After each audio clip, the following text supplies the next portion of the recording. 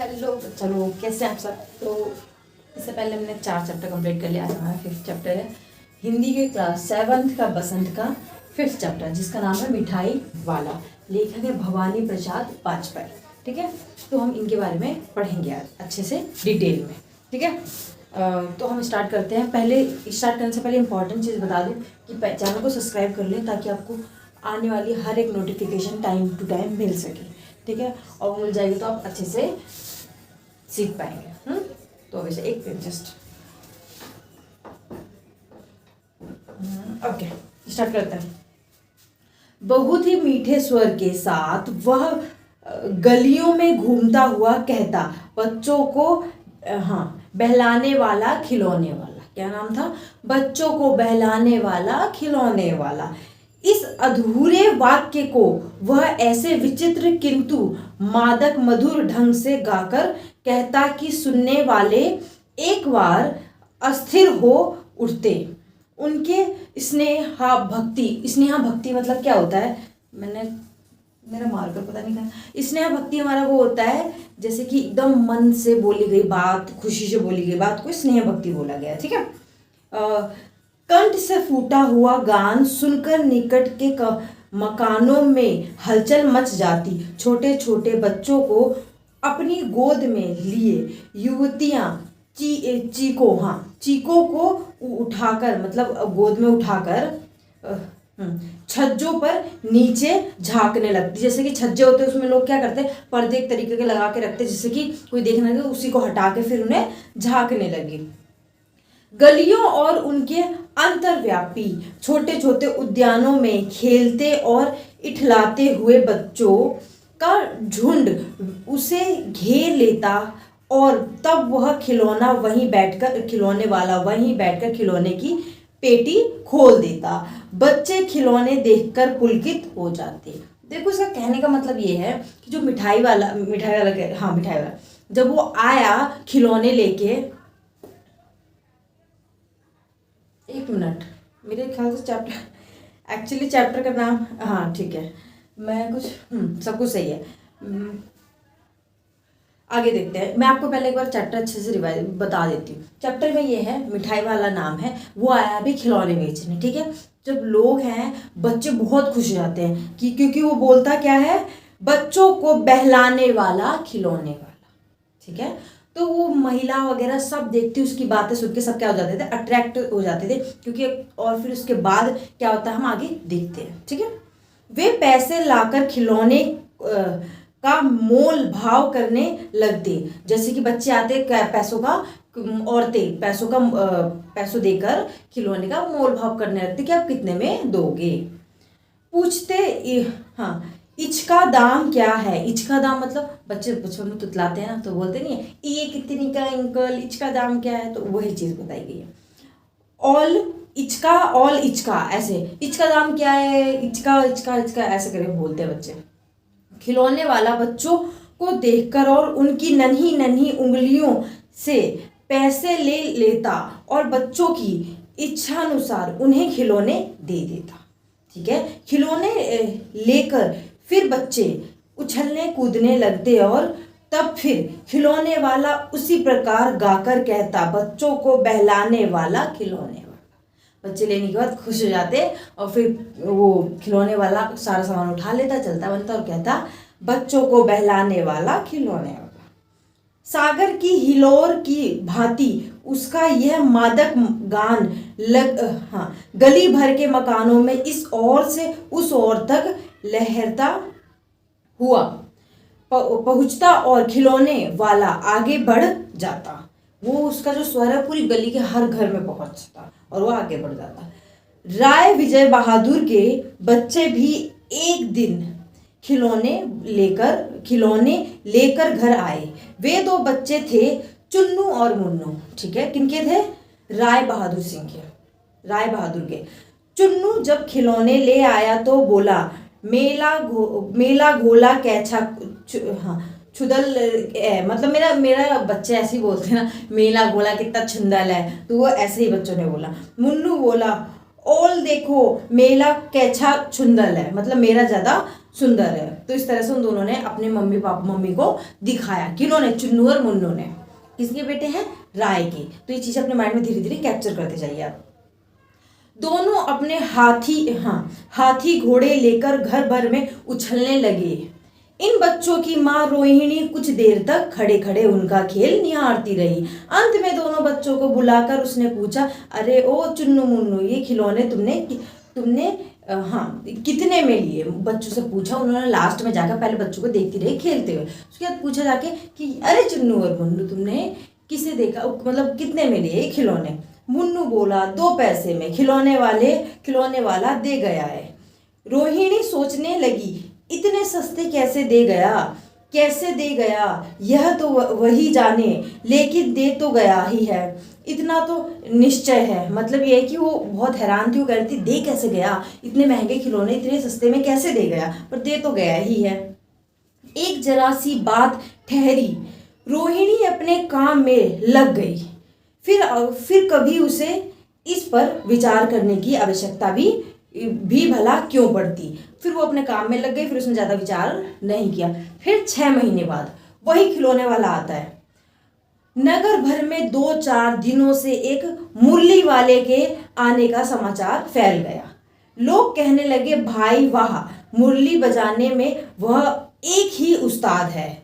मुरली बजाकर गाना सुनाकर वह मुरली बेचता भी है, सो भी 2 पैसे में। मतलब एक तो बेचता भी है गाकर, वो भी 2 पैसे में, वो ना 2 पैसे में कुछ भी नहीं आता है। ठीक है, भला इससे उसे क्या मिलता होगा, वो महिला सोच रही है। मेहनत भी तो ना आती होगी, मतलब जितना उसने मेहनत किया उतना भी तो नहीं कमा पाता होगा। एक व्यक्ति ने पूछ लिया, कैसा है वह मुरली वाला? मैंने तो उसे नहीं देखा। मतलब बच्चे ने पूछा कि मैंने उसे नहीं देखा, वो कैसा है मुरली वाला? उत्तर मिला, उम्र तो उसकी अभी अधिक ना होगी, यही 30-32 का होगा। दुबला पतला गोरा युवक, बीकानेरी रंगीन साफा बांधता है। बीकानेरी रंगीन साफा सर पे बांधने वाला बांधता है। वही तो नहीं जो पहले खिलौने बेचा करता था। ठीक है, तो अंदाजा लगाया बच्चों ने कि कहीं वो तो नहीं है जो पहले खिलौने बेचता था। तो आगे देखते हैं, क्या वह पहले खिलौने भी बेचा करता था? हाँ, जो आकार प्रकार तुमने बतलाया उसी प्रकार का वह भी था, तो वही होगा। पर भाई है वह एक उस्ताद, मतलब और भाई वो तो एक उस्ताद है, ऐसे बोला उन्होंने। प्रतिदिन इसी प्रकार उस मुरली वाले की चर्चा होती रही। मतलब कुछ टाइम तक उस मुरली वाले की पूरी जगह पे, पूरे एरिया में चर्चा हुई, खूब चर्चा हुई। प्रतिदिन नगर की प्रत्येक गली में उसका मादक मृदुल मतलब बहुत प्यारी सॉफ्ट आवाज, उसको बोला गया मृदुल स्वर सुनाई पड़ता। बच्चों को बहलाने वाला मुरली वाला। क्या बोला आपके यार उसने? बच्चों को बहलाने वाला मुरली वाला। रोहिणी ने भी मुरली वाले का यह सुर सुना, तुरंत ही उसे खिलौने वाले का स्मरण हो गया। उसने मन ही मन कहा, खिलौने वाला भी इसी तरह गाकर खिलौने बेचा करता था। किसने सुना? रोहिणी किसकी पत्नी थी? राय की, जिनके बच्चे थे चुन्नू और मुन्नू। ठीक है, आगे देखते हैं, स्टार्ट करते हैं। रोहिणी उठकर अपने पति विजय, वही जिनके बारे में हमने पढ़ा है, विजय बाबू के, हाँ राय की नहीं है, विजय बाबू, हाँ ठीक है, विजय बाबू के पास गई। विजय और चुन्नू मुन्नू, इन रोहिणी और विजय के बच्चे। ठीक है, एग्जाम में आता आपको ये चीजें याद रखनी, जैसे कि अगर कुछ भी याद ना हो ना तो चैप्टर के हिसाब से आप लिख का आओगे आंसर। ठीक है, इसलिए थोड़ा पॉइंट्स को नोट करते जाइए। विजय बाबू के पास गई, जरा उस मुरली वाले को बुलाओ तो चुन्नू मुन्नू के लिए ले लो, क्या पता यह फिर इधर आए ना आए, वे भी जान पड़ता है पार्क में खेलने निकल गए। मतलब ये कि उन्होंने बोला चुन्नू मुन्नू के लिए बुला लाओ, मुरली वाले को मुरली ले ले, क्योंकि बच्चे तो पता नहीं कहाँ निकल गए, मेरे ख्याल से पार्क में निकल गए खेलने के लिए। ठीक है, हाँ आगे बढ़ते हैं। विजय बाबू एक समाचार पत्र पढ़ रहे थे, उसी तरह उसे लिए हुए वे दरवाजे पर आकर मुरली वाले से बोले, क्यों भाई, किस तरह देते हो मुरली? कैसे, मतलब कितने में देते हो मुरली? किसी की टोपी गली में गिर पड़ी, किसी का जूता पार्क में छूट गया, और किसी की सोथनी मतलब पैजामा, सोथनी मतलब पैजामा बोला गया है। ढीली होकर लटक आई। इस तरह दौड़ते हाफते हुए बच्चों को झुंड आ पहुंचा। मतलब बच्चों को कुछ गिर रहा है, फट रहा है, मतलब नहीं, उनको बस दौड़ के सीधे मुरली वाले के पास आने की खुशी थी। ठीक है, आगे देखते हैं। अभी तो आपको हाँ आगे बताती हूँ, फिर आप एक स्वर में सब बोल उठे। कौन सा बोल उठे? बच्चे बोल उठे, क्योंकि वही उठते पड़ते गिरते पड़ते आए थे मुरली वाले के पास। अम्मी ले दे मुल्ली, हाँ मुल्ली, बच्चे थोड़ा ना मुरली बोल पाएंगे तो वो मुल्ली बोले। और अम्मी ले दे मुल्ली, मम्मी को अपने बच्चों ने मम्मी को बोला। मुरली वाला हर्षगद्द हो गया, मतलब मुरली वाला खुश हो गया बच्चों की ये चीज देख करके। अब हम पहुंच चुके थे, हाँ अम्मी मुल्ली ले दो, तो सब बच्चों ने ये बात बोली। आगे देखते हैं। अब सब बच्चे, मुरली वाला खुश हो गया सब बच्चों की इतनी खुशी देखकर। बोला सबको देंगे भैया, लेकिन जरा रुको, ठहरो, एक एक को देने दो, अभी इतनी जल्दी हम कहीं लौट थोड़ी ही जाएंगे। मतलब ये कि हम इतनी जल्दी थोड़ा कहीं भागे जा रहे हैं, थोड़ा रुको तो हम सबको दे के जाएंगे मुरली। किसने बोला? मुरली वालों ने। किससे बोला? बच्चों से बोला। हाँ बेचने तो आए ही हैं, और है भी इस समय में मेरे पास 1 2 नहीं, पूरी 57 मतलब 57 मुरलियाँ हैं उनके पास। तो उन्होंने बोला 1 2 नहीं, मेरे पास बहुत है, किसी के लिए कम नहीं पड़ेगी। हाँ बाबूजी, क्या पूछा था? जो उन्होंने पूछा था उनके पति ने, रेणुका की, हाँ रोहिणी के पति ने जो पूछा था, तो उन्होंने बोला क्या पूछा बाबू आपने? हाँ बाबूजी, क्या पूछा था आपने, कितने में दी तो वैसे 3 पैसे के हिसाब से है, पर आपको 2 पैसे में दे दूंगा। विजय बाबू भीतर बाहर दोनों रूपों में मुस्कुरा दिए। मन ही मन कहने लगे कैसा है, देता तो सबको इसी भाव से है, पर मुझ पर उल्टा एहसान लाद रहा है। मतलब उनका कहने का मतलब सब बच्चों को सबको मतलब इसी भाव में दे रहा है 2 पैसे में, और मुझको 3 बोलकर मुझे 2 में दे रहा है, तो मुझ पे एहसान लाद रहा है। तो वो उन्होंने बोला। अब आगे देखते हैं, स्टार्ट करते हैं।